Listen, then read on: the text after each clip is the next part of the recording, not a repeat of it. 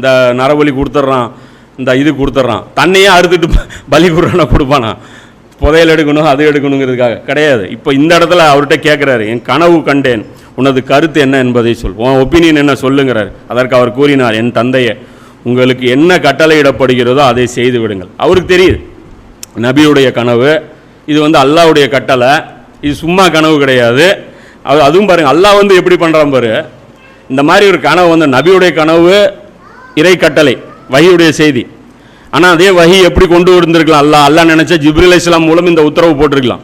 அப்போ அவர் என்ன பண்ணியிருப்பார், இப்ராஹிம் நபி சரியாக லாக் ஆகிருப்பார், வேற ஆப்ஷனே கிடையாது.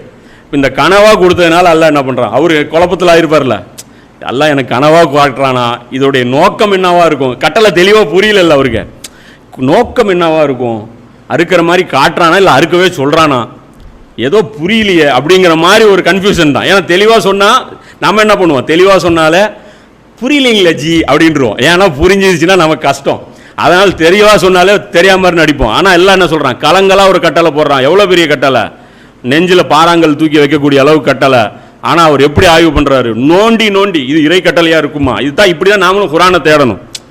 நம்ம மேலோட்டமாக ஒரு சில விஷயங்கள் சொல்லி இதுதான் சொர்க்கம் அப்படின்றோம். நம்ம வேற ஒரு சில விஷயங்கள் பேசுனா, அட விடுங்க இவங்க தான் சொல்கிறாங்கல்ல, அதான் அப்படி கிடைக்கலாம்ல, அட ரையான்னு ஒரு வாசல் இருக்குல்ல, நோன்பு வச்சுட்டு போயிடலாமே, ஹஜ்ஜு செஞ்சு அன்று பிறந்த பாலகனாமே அப்படின்னு பூந்துட வேண்டியதுதான். அன்று பிறந்த பாலகனுக்கு என்ன கணக்காக இருக்குது, அட உம்ரா பண்ணால் 2 வருஷத்துக்கு உண்டான பாவ மன்னிப்பு கிடைக்கதானே செய்யுது, அப்படி போயிடுறோம். ஆனால் மற்ற ஏராளமான வசனங்கள் நம்ம நோன்றதில்ல. இப்போ இறை கட்டளைகள் தானே, அதில் என்ன இருக்குது, எனக்கு நான் அங்கேயே ஏதாவது மிஸ் பண்ணிட்டேனா, இந்த கொஸ்டின் பேப்பர் எனக்கு புரியாமலே நான் கடந்து என் வாழ்க்கையை வந்துட்டேனா, அப்படி யோசிக்கணும்.